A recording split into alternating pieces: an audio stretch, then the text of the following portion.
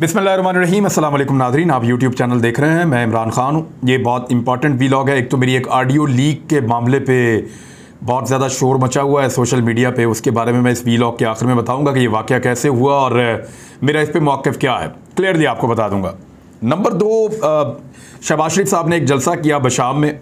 ये अमीर मुकाम का इलाका है और अमीर मुकाम बहुत पैसे वाले आदमी हैं और बड़े तरीके से एक जलसा इकट्ठा कर लेते हैं। ये हमेशा इलेक्शन हार जाते हैं, बहुत लंबे अरसे से हार रहे हैं, लेकिन इलेक्शन हारने के बावजूद इनके जलसे ठीक होते हैं। उसकी वजह यह है कि इनके पास पैसा बहुत है, फैक्ट्रियां हैं, बहुत सारे इनके पास मुलाजिम काम करते हैं, तो ये उन सबको जो वर्क फोर्स है उसको लाके बिठा देते हैं, तो एक अच्छा जलसा बन जाता है। मकामी लोग ना भी हों तो ये जलसा बना लेते हैं। अमीर मुकाम इस पूरे रीजन में, मालाकंड में, जहाँ चाहें एक मुनासिब जलसा कर लेते हैं। 5 से 10 हज़ार बंदा इनके लिए इकट्ठा करना ज़्यादा मसला नहीं होता, और इतना ही जलसा था। और वज़ीर आज़म के लेवल के ऊपर ये कोई जलसा नहीं था, या इमरान खान के जो मालाकंड के जलसे हैं उनके मुकाबले में ये कोई जलसा नहीं था। इमरान खान ने अभी इन इलाकों में जाना है तो आप देखिएगा कि कितना बड़ा जलसा वो वहाँ करेंगे। और शहबाज शरीफ के लिए एक बहुत परेशान कुन बात ये रही कि उन्होंने जब ये जलसे के लिए वो जा रहे थे तो जगह जगह पे चोर चोर के नारे लगे। जगह जगह पे लोग जो हैं वो इम्पोर्टेड हुकूमत नामंजूर के नारे लगा रहे थे। जो बसें वैगनें लाई जा रही थी जिनमें लोगों को बिठाकर लाया जा रहा था, उनको देखकर जो मकामी अफराद हैं वो लोटों के, गद्दारों के और चोर चोर के नारे लगाते रहे, इम्पोर्टेड हुकूमत नामंजूर के नारे लगाते रहे। 2 जगह पे फायरिंग के वाक़यात भी हुए और ये फायरिंग करके लोगों को मुंतशिर करने की कोशिश की गई, क्योंकि लोग रास्ता रोक कर वहाँ पे नारेबाजी कर रहे थे। पाकिस्तान तहरीक इंसाफ के लोग या जो आम पाकिस्तानी हैं जिन्हें इम्पोर्टेड हुकूमत के आने के ऊपर गुस्सा है।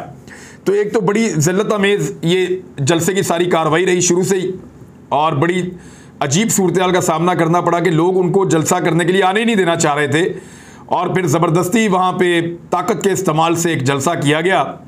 और उस जलसे के नतीजे में लोग भी इतने बड़े नहीं थे, कोई इतना बड़ा जलसा नहीं था, लेकिन शहबाज शरीफ साहब के जुमले बड़े मज़ेदार थे। कुछ बातें उन्होंने बड़ी इंपॉर्टेंट की। जो भिखारी लफ्ज़ है वो उनका पीछा नहीं छोड़ रहा, क्योंकि उन्होंने कहा था कि बेगर्स आर नॉट चूजर्स, के भिखारी जो है उनकी कोई चॉइस नहीं होती।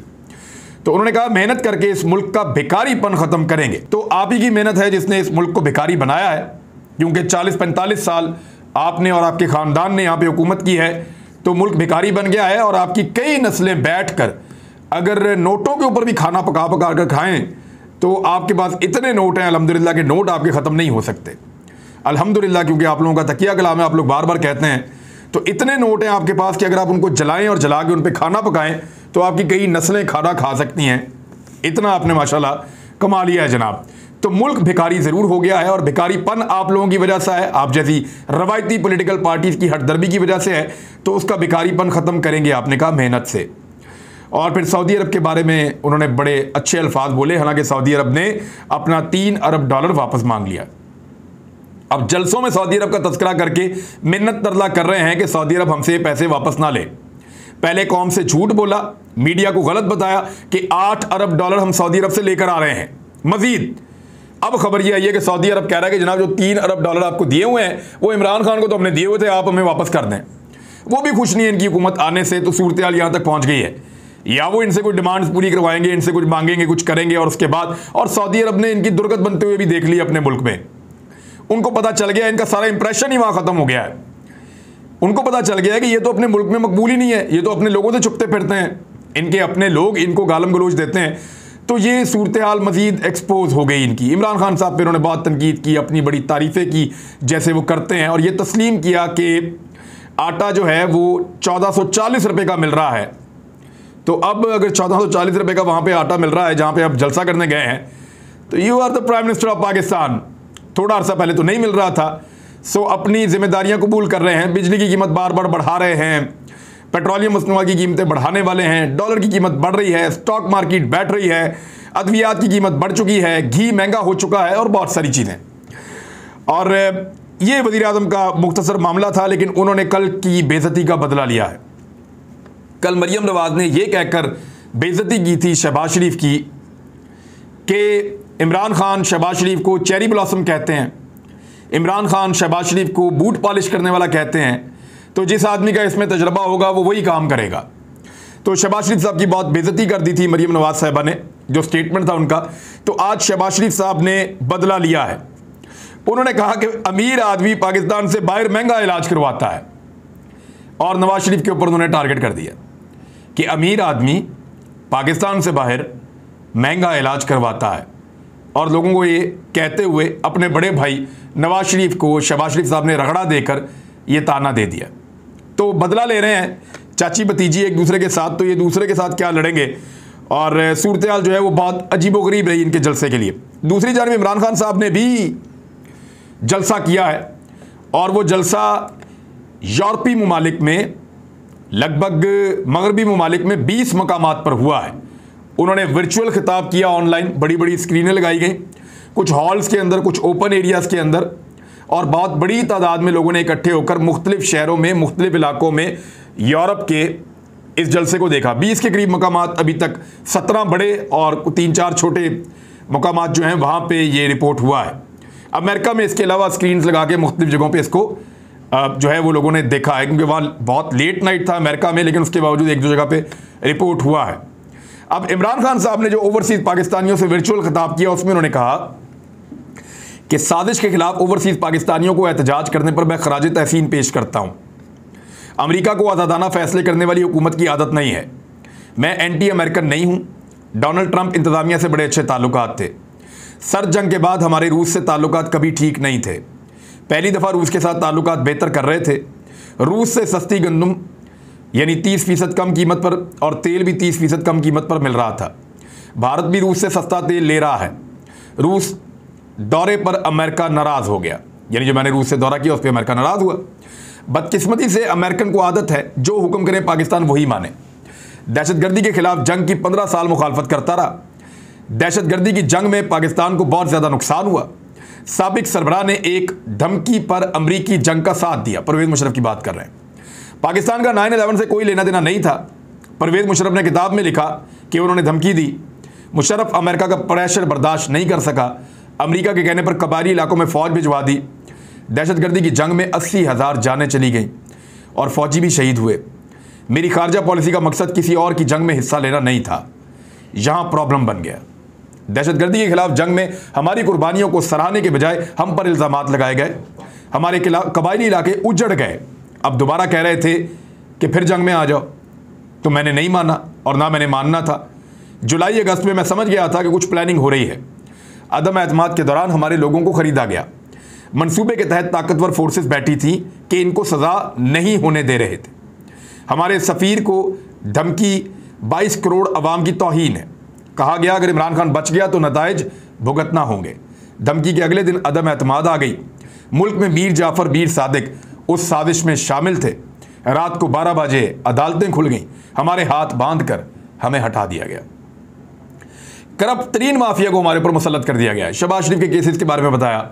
बाप बेटा दोनों के ऊपर केसेस हैं। ओपन एंड शट केस है, सब जानते हैं। मरियम नवाज सजा याफ्ता है। 18 कत्ल करने वाला वजीर दाखिला है। मुल्क या फैक्ट्री को तबाह करना हो तो करप्ट लोगों के हवाले कर दें, और ये हमारी तौहीन है जिनको मुसल्लत किया गया है। हमने इक़्तिदार संभाला, तारीखी खसारा था। बैरून मुल्क जाकर मुझे हाथ फैलाने पड़े। इक़्तिदार के दूसरे साल कोरोना ने हिट किया। ये बातें करते अहलियत की हमने दुनिया में सबसे बेहतर पाकिस्तानियों को कोरोना से बचाया है। भारत की माशी ग्रोथ की निस्बत पाकिस्तान की माशी ग्रोथ बेहतर थी। भारत में उन्होंने कहा कि 55 लाख से ज़ायद लोग कोरोना से मरे, लेकिन वो फिगर गलत है। मैंने उसको चेक किया था, वो कम है। लेकिन वो ये कहना चाहते कि इतने लोग शायद मुतासिर हुए थे, और वो कुछ थोड़ा सा एक स्लिप ऑफ टंग था। पाकिस्तान की इकॉनमी 5-6% ग्रोथ कर रही थी। 31 अरब डॉलर के तरसीलात पाकिस्तान में आए। हमारी हुकूमत में तारीखी टैक्स रेवेन्यू इकट्ठा हुआ। एक्सपोर्ट्स तारीखी नौयत पे चली गई। दिवालिया होने वाले मुल्क की इकॉनमी को हमने ठीक कर दिया। किसानों को पहली दफ़ा हमारी हुकूमत में बहुत बड़ा फ़ायदा हुआ। हमारी हुकूमत तब गिराई गई जब मुल्क उठना शुरू हुआ, तरक्की कर रहा था। ये भी साजिश थी। हमारी हुकूमत तमाम मुश्किल वक्त से निकल चुकी थी। अब लोगों को फ़ायदा देने का टाइम था। अपने मीडिया से पूछता हूँ, अब महंगाई किधर गई? हमारी हुकूमत से ज़्यादा महंगाई हो चुकी है और तारीखी महंगाई हो चुकी है। अब आवाम से महंगाई के बारे में क्यों नहीं पूछा जाता? आप माइक लेकर क्यों नहीं निकल जाते? लोगों से क्यों नहीं पूछते कि कहाँ है नया पाकिस्तान? हमारे दौर में तो पूछते थे कहाँ है नया पाकिस्तान, माइक लेकर जाते थे, लोगों से जाकर कहते थे। हमारी हुकूमत में थोड़ी सी महंगाई होती तो खबरें चलती थी। सिंध हाउस में नीलाम घर में पैसा चलाया गया। मौलाना फजलुर रहमान बिलावल के लॉन्ग मार्च हमारे खिलाफ नाकाम हुए थे। अमेरिका की तरफ से मिलने वाली धमकी को हमारे सफीर ने खुद कंफर्म किया है। अब सारा कुछ क्लियर हो गया है, हर चीज़ की तस्दीक हो गई है। ओवरसीज पाकिस्तानी बैरूनी ममालिक में साजिश के बारे में अपनी आवाज़ बुलंद करें। 20 मई के बाद इस्लामाबाद की कॉल दूंगा। पाकिस्तान की आवाम को इतना मुत्तहिद मैंने पहले कभी नहीं देखा। सारी कौम गुलामी के खिलाफ इंपोर्टेड हुकूमत नामंजूर पर मुत्तहिद हो चुकी है। पाकिस्तान में शब दुआ हो रही थी, हमें नहीं पता था मदीना में क्या हो रहा है। क्रिमिनल ने शेख रशीद के भतीजे के खिलाफ केस बनाया। ये जहां भी चले जाएं, 2 नारे हर जगह लगेंगे, गद्दार और चोर के नारे लोग इनके खिलाफ लगाएंगे। ये इमरान खान साहब थे। और पहली दफ़ा पाकिस्तान की तारीख में किसी लीडर ने पाकिस्तान में इस्लामाबाद में अपने घर में बैठकर यूरोप के 20 से ज़्यादा मुकामात के ऊपर पब्लिक गैदरिंग से खिताब किया है। मनाजिर मौजूद हैं, तस्वीर आप मेरे अकब में देख रहे थे। इतने बड़े पैमाने पर ऐसे खिताब इससे पहले पाकिस्तान में कोई लीडर कभी नहीं कर पाया। तो इमरान खान साहब की मकबूलियत का तूती बोल रहा है, अब ये सब जानते हैं, इसीलिए सारे के सारे इलेक्शन से भाग रहे हैं। पीका ऑर्डिनेंस जिसके ऊपर कुछ पॉलिटिकल पार्टीज बहुत ज़्यादा एतराज़ कर रही थी, वो ऑर्डिनेंस दोबारा लेकर आ गई है हुकूमत। FIA ने कहा जाके हम इसको अपील कर रहे हैं, और ये फैसला किया हुकूमती सतह के ऊपर। पहले इसको गालियां देते थे, इस पे बात करेंगे एक डिटेल वीलॉग में, क्योंकि अभी मुझे आपको बताना है कि वो ऑडियो कॉल वाला मामला क्या है। मेरी एक ऑडियो कॉल है जो सोशल मीडिया पे गर्दिश कर रही है और लोग उसके ऊपर बहुत सारे कमेंट्स कर रहे हैं।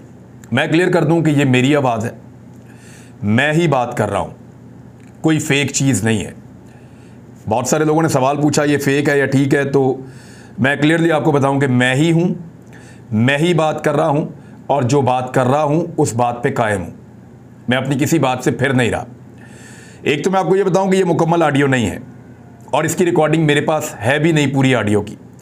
मेरे भाई की बारात के साथ मैं गया था, और उस दिन मुझे ये कॉल आई, शोर भी था कुछ, आपको अगर मैं सुनाई भी दे रहा होगा अगर पूरी कॉल आपको मिले। और मुझे 8 से 9 मरतबा इस शख्स की कॉल आई है। ये बैरून मुल्क से कॉल आई थी, और इस शख्स ने जब जिस तरीके से मेरे साथ बात शुरू की, तो इसने ये तासुर दिया कि इसका ताल्लुक पाकिस्तानी फ़ौज की किसी एजेंसी के साथ है, और ये उनके बिहाफ पे मेरे साथ बात कर रहा है। इसने एक ट्वीट मुझे डिलीट करने के लिए कहा, तो मैंने कहा जी ये ट्वीट तो मैंने किया ही नहीं। उसमें ट्वीट ये था कि कुछ फ़ौजी अफसरान ने इस्तीफ़े दे दिए। मैंने कहा जी मेरा है ही नहीं, फेक अकाउंट है कोई। वहाँ से बात शुरू हुई, और ये मुझे इंसिस्ट कर रहा था इसको करें, और फिर वो मामला जो कॉल आप लोगों ने सुनी उसके अंदर जितना भी कंटेंट है वो सारा ठीक है। इस बंदे से मेरी जितनी बात हुई वो सारी ऑफ द रिकॉर्ड हो रही थी। ऑफ द रिकॉर्ड मीन्स ये है कि मैं एक फ़ौजी या फ़ौज का तर्जुमान समझ के, या फ़ौज का कोई बंदा समझ के, एजेंसीज़ का कोई ख़ास आदमी समझ के मैं इसके साथ बात कर रहा था, क्योंकि इसने मुझे इसी तरह, और हमें जो टेलीफोन आते हैं कभी भी इदारों की जानिब से, वो ऐसे ही नंबरों से आ जाते हैं, इसी तरह आ जाते हैं। तो इतने सारे लोग हैं कि बाज़ औक़ात आपको आइडिया भी नहीं होता। अब मुझे नहीं पता कि ये बंदा कौन है, मैं इसके बारे में नहीं जानता। हो सकता है ये एफिलिएटेड हो सकता है ये एफिलिएटेड ना हो, आई डोंट नो। मैंने इस बंदे को अभी तक जितना मैं जानता हूं, मुझे इसका नाम पता चला है, मैं बताना नहीं चाहता, फिर कोई और इशू हो जाएगा। लेकिन ये ज़रूर है कि मैं इसके बारे में ये नहीं जानता कि ये वाकई लिंक्ड है या नहीं है इदारों के साथ। लेकिन इसने तासुर मुझे यही दिया कि ये इदारों के साथ लिंक्ड है। मैंने उसके ऊपर फिर गिले शिकवे किए, जो सारे आपने सुने, जो बातचीत हुई कि डरते वरते नहीं है आपसे, प्यार करते हैं। और ये बात सच है, डरना किस बात का, अपनी फ़ौज है, कोई इंडियन फ़ौज थोड़ी है। और इंडियन फ़ौज भी हो तो उससे भी क्यों डरेंगे, उससे तो लड़ पड़ेंगे जाके। और ये गिला था, शिकवा था, लेकिन ये सारा कुछ मैं एक आदमी से पर्सनल कन्वर्सेशन थी 2 लोगों के बीच की। ये शख्स जो मेरे साथ बात कर रहा था, बकौल इसके, क्योंकि जब बाद में मेरा इसके साथ ये वायरल होने के बाद राब्ता हुआ, तो इसने कहा जी कि VPN लगा हुआ था, और उसके अंदर, क्योंकि मैं VPN लगा के कॉल कर रहा था, तो उसके अंदर एक रिकॉर्डिंग वाला ऑप्शन होता है, वो मेरे पास लगा हुआ है, तो आपकी कॉल रिकॉर्ड हो गई थी। और मैंने वो कॉल फिर किसी ग्रुप में डाल दी, और वहाँ से फिर ये वायरल हो गई, और फिर हर तरफ ये चली गई। तो मैंने इसके सामने ये बात की थी, और यही बात मैं आपके सामने भी कर रहा हूँ कि मैंने जब ये बातचीत की, तो अव्वल तो रिकॉर्ड करना गैर इखलाकी था, उसको नहीं करना चाहिए था, और मेरे से पूछे बगैर उसने रिकॉर्ड किया। दूसरा, मेरी और उसकी जो कन्वर्सेशन थी, क्योंकि मैंने उसको एतमाद ये लेते हुए कि ये फ़ौजी है जो मेरे साथ बात कर रहा है, इस एतमाद में मैंने उसके साथ बहुत खुलकर गिले शिकवे किए। उसने मेरे से ये भी नहीं पूछा कि इसको मैं पब्लिक कर दूं या ना करूं, या मैं किसी के साथ शेयर कर दूं या ना करूं। तो दोनों चीज़ें अनएथिकल और इवन गैर कानूनी भी आप कह सकते हैं उसने की हैं। और ये जो कन्वर्सेशन थी इसको मैं ओन करता हूं कि मैं ही था और मैं ही ये बात कर रहा हूं, लेकिन मैं नहीं चाहता था कि ये बातें पब्लिक तक पहुंचें। मेरे दिल में तो और बहुत सारी बातें हैं। शरीफ खानदान के बारे में ऐसी बातें जानता हूं कि मैं नहीं चाहता कि वो लोगों तक पहुंचें। पीटीआई के बारे में बहुत सारी ऐसी चीज़ें जानता हूं, इदारों के बारे में बहुत सारी ऐसी चीज़ें जानता हूं, और बहुत सारे लोगों के बारे में, अपने बारे में भी मेरी बहुत सारी ऐसी चीज़ें मैं नहीं चाहता कि पब्लिक तक पहुंचें, और वो नहीं जानी चाहिए थी पब्लिक तक उसूलन। लेकिन ये उस आदमी ने ब्रीच किया, ब्रीच ऑफ ट्रस्ट, और उस आदमी ने इसको लीक किया और इसको बाहर निकाला। मेरे पास इसके अलावा कोई ऑप्शन नहीं बचा कि मैं ये कहूँ कि ये मेरी ऑडियो है। दूसरी, जहाँ तक फौज के साथ ताल्लुक का और इस ऑडियो कॉल का बात है, तो अगर मेरे कुछ लोगों के साथ ताल्लुकात शिकवों वाले हैं, गिलों वाले हैं या ख़राब हैं, तो इसका मतलब ये नहीं है कि मेरे फ़ौज के साथ ताल्लुकात ख़राब हैं।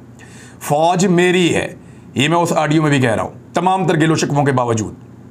आज भी अगर मेरी फ़ौज मुझे कहेगी ना कि लाइन ऑफ कंट्रोल पे आ जाओ, या वर्किंग बाउंड्री पे आ जाओ, या पाकिस्तान के किसी बॉर्डर पे, अफगान बॉर्डर पे आ जाओ, कहीं भी आ जाओ, या किसी ऑपरेशन ज़्यादा इलाके में आ जाओ, आपकी ज़रूरत है, कवरेज करनी है, कोई काम करना है, 1 मिनट नहीं लगाऊंगा फैसला करने में। फ़ोन बंद करके पहला फ़ोन अपनी बेगम को करूंगा, अपनी घरवाली को बोलूंगा मेरा बैग तैयार करो, मैं जा रहा हूं, और चला जाऊंगा मैं 1 मिनट के अंदर। लेकिन बहुत सारे लोग जो हैं वो इस कॉल को इंस्टिगेट करने का जरिया बना रहे हैं कि फ़ौज के साथ एक लड़ाई शुरू की जाए, और नॉर्मल पाकिस्तानी ऐसा नहीं चाहते और ना वो ये कह रहे हैं। और दिल गिरफ्तार होने की ज़रूरत नहीं है, मुझे कोई फ़ौज के साथ दुश्मनी या फ़ौज के साथ कोई ये मामला नहीं है। ये कोई चंद लोग हो सकते हैं, और मैं अपने मौके पे कायम हूँ, मैं भाग नहीं रहा, और डर किसी बात का नहीं है। लेकिन वो बेचारा फ़ौजी जो हमारा बॉर्डर के ऊपर खड़ा है, जिनके लिए मैं 100 दफ़ा पहले गया हूँ, 100 दफ़ा और जाऊँगा इंशाल्लाह, वो जो बॉर्डर के ऊपर खड़ा है, वो जो ड्यूटी कर रहा है, उसकी दिल आज़ारी होती है इस तरह की कॉल लीक करने से। उसको ये लगता है कि ये इमरान खान तो हमारे साथ था और हमारी फ़ौज से इस तरह के गिले और शिकवे, तो उसके लिए मेरे दिल में तकलीफ़ हुई, क्योंकि ये पब्लिक नहीं होनी चाहिए थी। अब हो गई है अनफॉर्चुनेटली, तो मुझे उसके साथ खड़ा होना पड़ेगा। ये पब्लिक नहीं होनी चाहिए थी, और उससे जिनकी दिलदारी हुई, मेरी बड़ी माजरत उनसे। मैं इसमें हालांकि कसूरवार नहीं हूँ, लेकिन एक अगर आम फौजी का दिल दुखा है तो मैं उससे माजरत चाहता हूँ। हालांकि मैं इसके लिए 1% भी कसूरवार नहीं हूँ। जो कुछ हुआ वो मेरे साथ ही हुआ है, पहले भी शिकवा मैंने किया, और जो बाद में हुआ मेरे साथ उसको लीक करके वो भी मेरे साथ हुआ है। कल से लोग मुझे बार बार फ़ोन कर रहे हैं, मैसेजेस कर रहे हैं, पूछ रहे हैं। बाज़ लोग इसका फ़ायदा उठाना चाहते हैं, और वो लोग हैं जिन्होंने कभी जाके किसी फौजी को बॉर्डर पे खड़े हुए भी नहीं देखा कि वो बेचारा कैसे वहाँ पे ड्यूटी करता है। अनफॉर्चुनेट है, बदकिस्मती है, लेकिन मेरी फ़ौज थी कल भी, आज भी मेरी फ़ौज है। मैं इस फ़ौज को कल की तरह ओन करता हूँ, और उम्मीद करता हूँ कि फ़ौज भी मुझे वैसे ही ओन करती होगी। ये बीच में इस तरह के जो वाक़यात हो जाते हैं, या अगर कोई किसी चीज़ से मुझे मना करता है, तो बोलूँगा तो वैसे ही मैं जैसे मैं बोलता हूँ। ना आज तक मैं किसी के कहने पर रुका हूँ, तो ना आइंदा रुकूंगा। और ये इस बात का सबूत है, ये कॉल जिसने भी बाहर निकाली गलत किया उसने, लेकिन प्रेशर हो भी तो मैं वही कहूँगा जो मुझे कहना है। अब तक के लिए इतने, अपना ख्याल रखिएगा, अपने इस चैनल का भी। अल्लाह हाफ़िज़।